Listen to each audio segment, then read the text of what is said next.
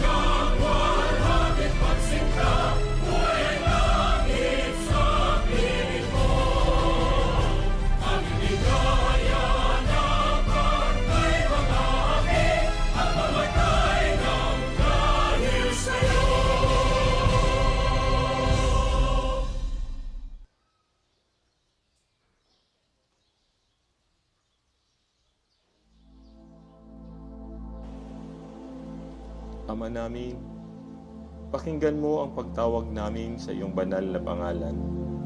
Basbasan mo ang aming pagtitipon at kami kaluguran mo sa araw na ito.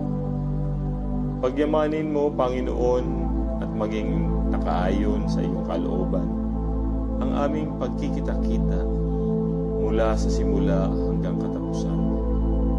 Masalaminawa namin ang layunin mong dakila sa aming buhay at maisagawa namin ngayon ang aming mga gawain na may kabutihan at pag-ibig sa aming kapwa.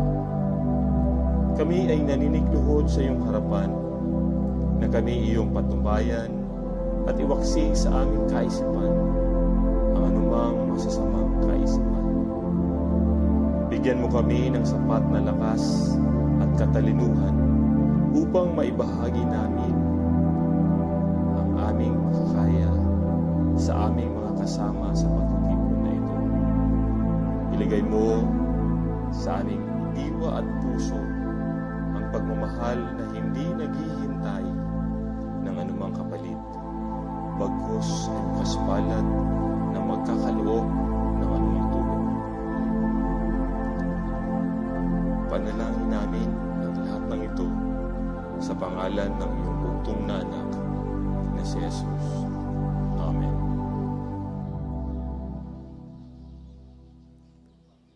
Maaari na po tayong umupo. Magandang umaga po sa ating lahat.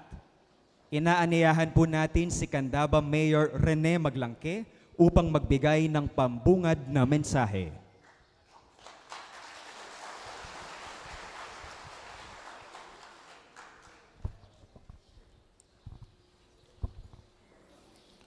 Sa ating mahal na Pangulo, Ferdinand Bongbong Marcos Jr.,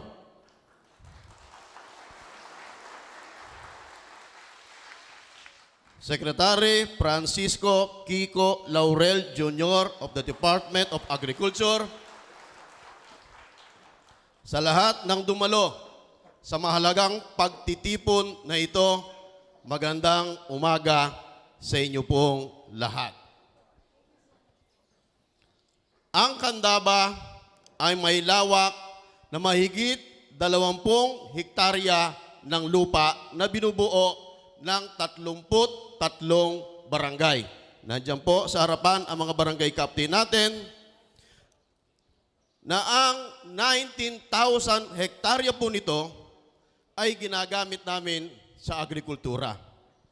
Na ang nagtatanim po namin ng palay ay mahigit 10,500 na pamilya at nandito po ang kulang na 1,000 na nabiyayahan ng mga ayuda galing sa inyo po, mahal naming Presidente at kay Secretary Laurel. Nandito po tayo ngayon sa Barangay Mandili na kasalukuyang umaani ng third crop na mayroong halos 2,000 hektarya na kanina, kung nakita nyo, ang ating presidente mismo ang sumakay ng harvester at siya ay gumapas. Naluma kayo. Bilang isang munisipalidad na pangunahing industriya ay pagsasaka, ang aming bayan ay nakakapag-ani ng halos 2 milyong sako ng palay o katumbas ng 91 metriko tonelada tuwing tag-araw o dry season, katulad po nitong araw na ito, na ang kabuhang ektaryang tinataniman namin ng palay ay 17,000 hektarya at ang 2,000 ay tinataniman po namin ng iba-ibang klase ng gulay, kasama kung saan sumikat ang kandaba, ang pakwan at milon. Sa panahon po ng tag-ulan o wet season, dahil sinasakop ng kandaba swamp ang marami naming lupahin na sinasaka, nababawasan po ang aming harvest ng kalahati na umaabot lang ng 1 milyong sako ng palay. Dahil ito po ay binabaha ng 1 hanggang 5 beses taon-taon. Maliban po sa palay, ang bayan ng Candaba ay maraming palaisdaan. Produkto ng mais, binanggit kong pakwan at milon, at iba't ibang uri ng gulay na may kabuhong 800 metriko tinuladang produksyon taon-taon. Mahal naming Presidente, masaya po ang mga magsasaka ng buong Pampanga at ng bayan ng Candaba sa inyong pagdating kahit nasa sulok ang Barangay Mandili sa pagbibigay ng inyong panahon at atensyon sa kasalukuyang estado ng agrikultura sa aming bayan. Naalala ko po, grade 1 ako. Katulad po ng inyong ama, ang ating dating Presidente Ferdinand Marcos Sr. ay pumunta sa Candaba noong 1972 na nagbigay ng isang malaking patubig na itinutok sa Pampanga River na nakinabang ang maraming magsasaka na libo-libong hektarya ang nadaloyan ng tubig na hindi dating nakapagtatanim ng palay. Kasama po ang magulang ko, ang tatay ko na magsasaka na nakinabang sa ibinigay ng inyong ama. Kaya ako ay napag-aral niya at nakatapos ng kolehiyo.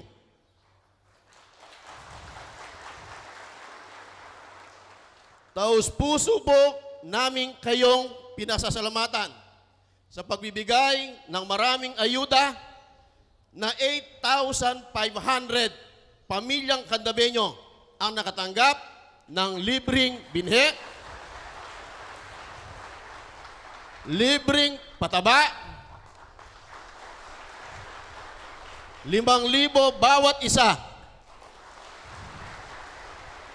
na ito po ay gagamitin nila sa pagsuporta sa kanilang mga anak na makapag-aral at makatapos na katulad po natin para umasenso ang Candabeñong Pilipino. Kami po mga kapangpangan sa pumunguna ng aming malugod na Gobernador Dennis Delta Pineda at Congresswoman Ana York Bondok. Sa maraming ipinupukol na batikos sa inyo ay hindi kami naniniwala dahil alam namin ang sa puso nyo ay ang maiangat lang ang buhay ng bawat Pilipino. Kapangpangan, ipinanalo kayo 100% ang suporta sa inyo, mahal po naming Presidente. Dito po sa bayan ko, nagkakasundo ang mga nanunungkulan, nagtutulong-tulong kami at pasulong ang bayan ng Candaba. Mabuhay po kayo, mahal namin, palakpakan natin, Presidente BBM. Marami pong salamat, Mayor Maglangke. Sa puntong ito, tayo po ay dadako sa ceremonial distribution ng iba't ibang tulong mula sa ating pamahalaan. Inaanyayahan natin ang ating mahal na Pangulo na pangunahan ang pamamahagi.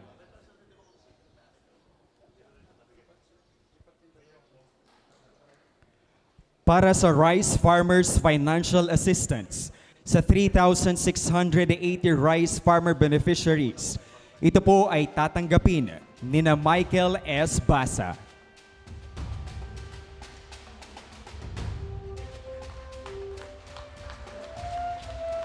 Erlyn Sangkap,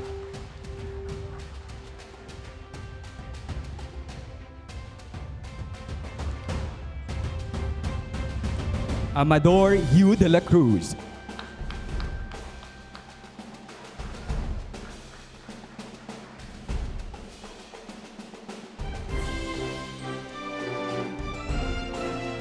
German Hugh de la Cruz,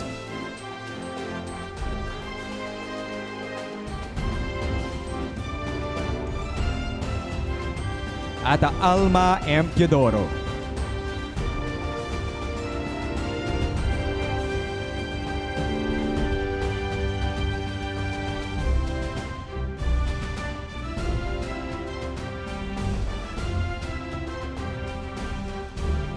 Para naman sa fertilizer discount vouchers sa 8,461 beneficiaries, ito naman po ay tatanggapin nina John Sanggalang,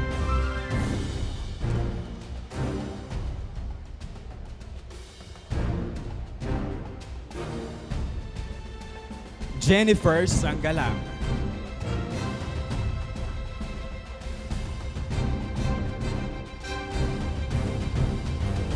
Jenaline Moralina,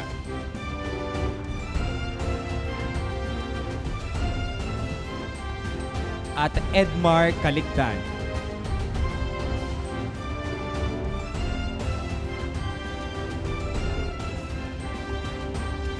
Para sa isang warehouse with mechanical dryer, ito ay tatanggapin ni Filipina Mercado ng Candaba Marketing Cooperative.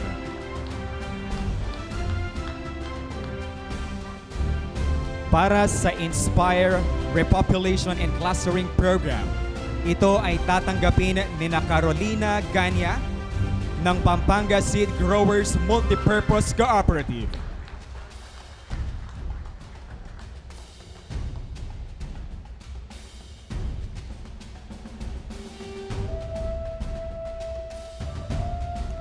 At Percival Turla ng Santa Ana Agricultural Multipurpose Cooperative.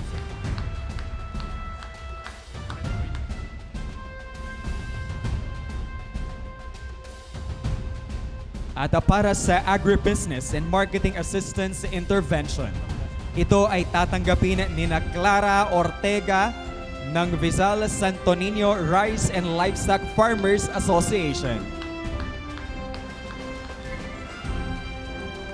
At Alfonso Flores ng Pansinao Parents Agricultural Association.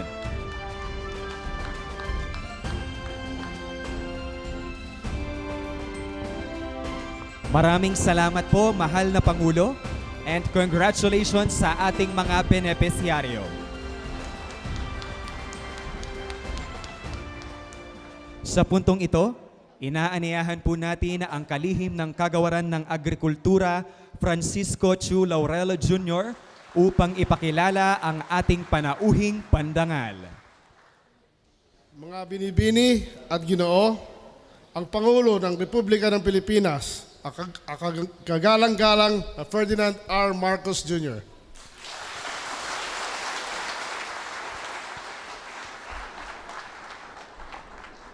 Maraming salamat sa ating kalihim ng Department of Agriculture. Department of Agriculture, ang ating Secretary Kiko Laurel. Andito rin po ang ating kongresista, Pampanga, 4th District Representative Ana York Bundok. Ang Mayor ng Candaba, Mayor Rene Estacio Baglangke, na nagpapakita ng picture. Matagal na pala kami magkakilala. Pero hindi na tayo nakikilala sa picture na yun. Tumanda na tayo pareho. Ang ating mga nagsasaka at ang ating mga kasamahan sa pamahalaan at lahat ng bisita na dumating ngayon, magandang umaga po sa inyo lahat. Nagtitipon-tipon po tayo ngayong araw dito sa Candaba, Pampanga upang makiisa sa pag-aani ng palay. Inaasahan natin na ang okasyong ito ay magsisilbing hudyat sa patuloy na paglago, hindi lamang ng industriya ng palay, kundi maging sa buong sektor ng agrikultura sa susunod na mga buwan. Nais kong ibahagi sa inyo ang kahangahangang tagumpay ng ating sektor ng agrikultura noong nakaraang taon. Dahil sa ating sama-samang pagsisikap, nagtamo tayo ng tala ng ani noong 2023 na umabot sa mahigit 20 milyong metric ton ng palay.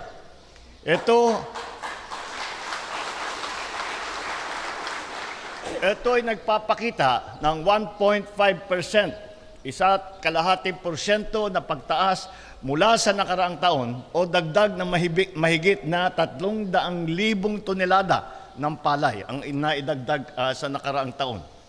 Ang pamamahagi ng mas magandang uri ng binhi at pagbibigay ng malawakang suporta sa pataba ay siyang nagbunga ng positibong resulta na ito. Sumasailalim po rito sa walang sawang dedikasyon ng ating mga magsasaka at sa matagumpay na pagpapaganap ng mga programa ng kagawaran ng pagsasaka. Ngunit, habang tayo ay nagdiriwang ng ating tagumpay, mahalaga rin na kilalanin natin ang mga hamon ng ating haharapin. Andiyan po ang El Nino, na kasalukuyan nagdudulot ng malawakang pinsala at perwisyo sa ating mga pananim at sa ating mga magsasaka. Inaasahan nating titindi pa ito hanggang sa susunod na buwan ng Pebrero. Tinatayag aabot po ng hanggang Hunyo nitong taon at patuloy na magdudulot ng malaking banta sa sektor ng agrikultura sa nalalabing buwan ng 2024. Gayunpaman, hindi tayo natatakot. Sa halip, buong loob at lakas at sama-sama nating haharapin ang El Nino. Noong kami ay papunta rito, napapag-usapan namin ni Secretary Laurel ang lahat ng paano yung mga bagong sistema. Galing po kami sa Vietnam. At ang Vietnam, napakalaki po ng ani. Doon tayo bumibili pag nag-import tayo. Pag napipilitan tayo mag-import, karamihan ng importation natin galing sa Vietnam.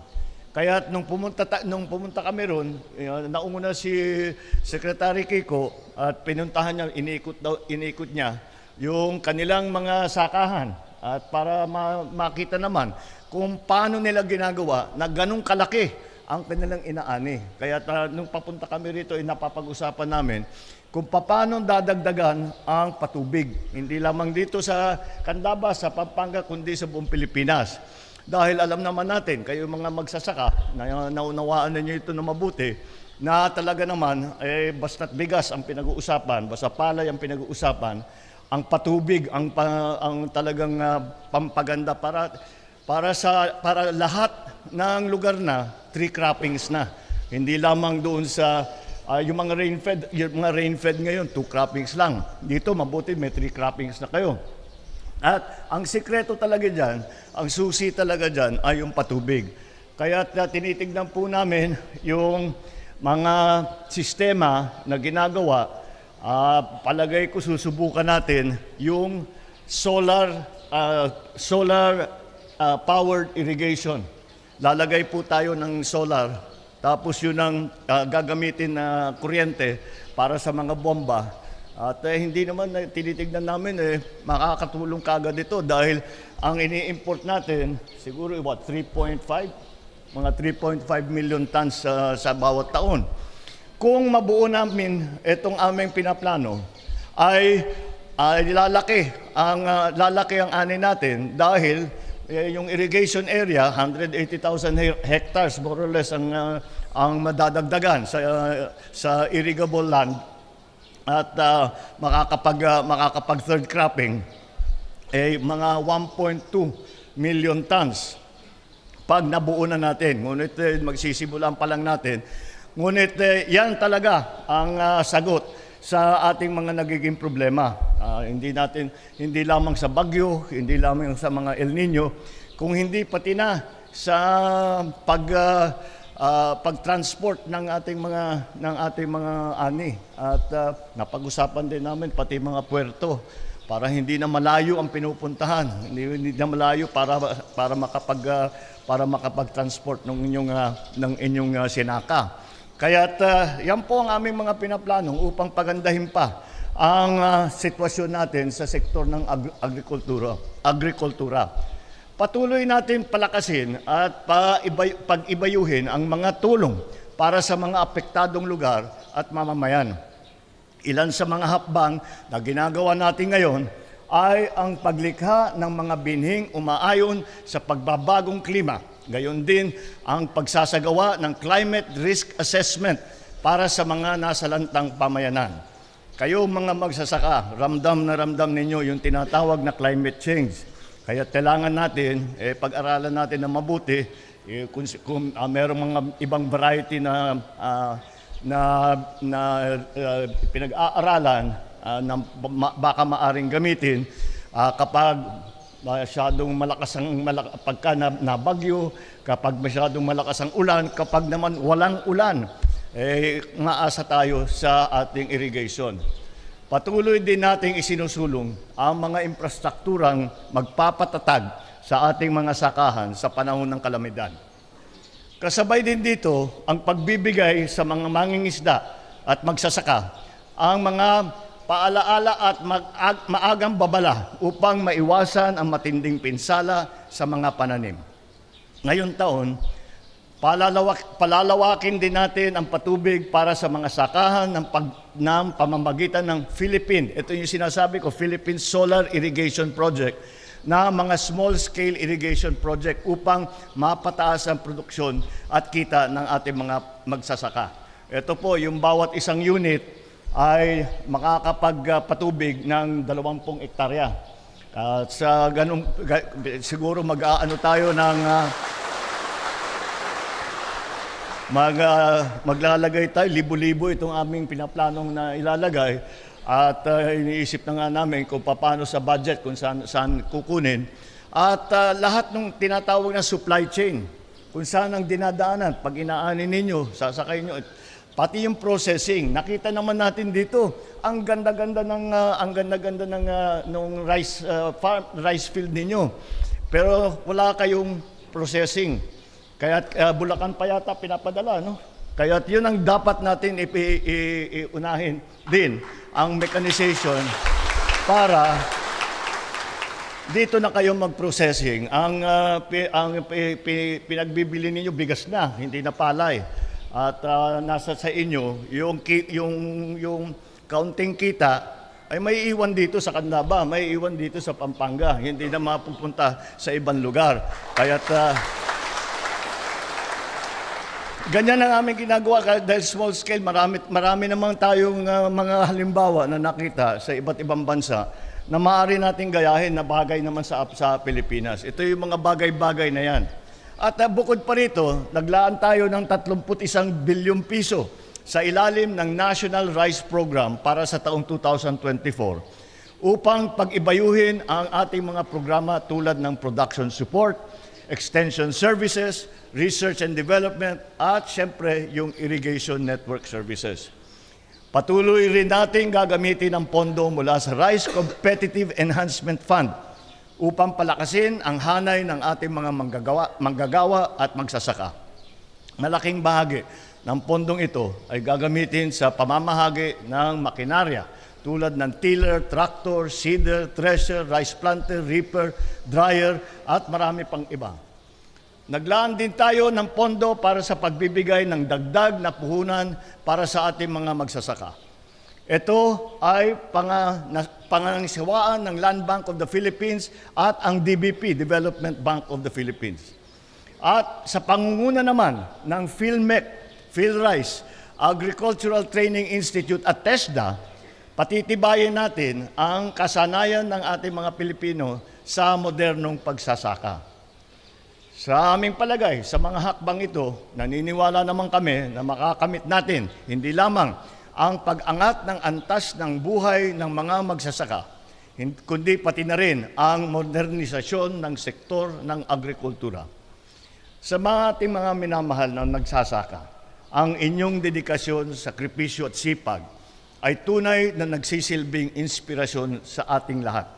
Ang inyong mga kamay na masigasig na nagbubungkal ng lupang inyong sinasaka, ang siyang nagbibigay ng buhay at sigla sa ating sambayanan. At ang bawat butil ng palay na inyong tinatanim ay siyang tutubo at magsisilbing haligi ng ating mas matatag at mas masaganang bukas. Kaya asahan ninyo na sasamahan kayo ng ating pamahalaan sa inyong pagsisikap nang makamit ninyo ang lahat ng inyong mithiin at mga pangarap. Ang ating pagtutulungan na mapaunlad ang ating sektor ng agrikultura ay isa lamang sa mga pangunahing hakbang tungo sa pagbuo ng isang bagong Pilipinas, kung saan walang nagugutom at ang lahat ng masigabong kumikilos para sa mas masaganang kinabukasan. Mabuhay kayong mga magsasaka. Mabuhay ang bagong Pilipinas. Maraming salamat po. Magandang umaga po sa inyo lahat.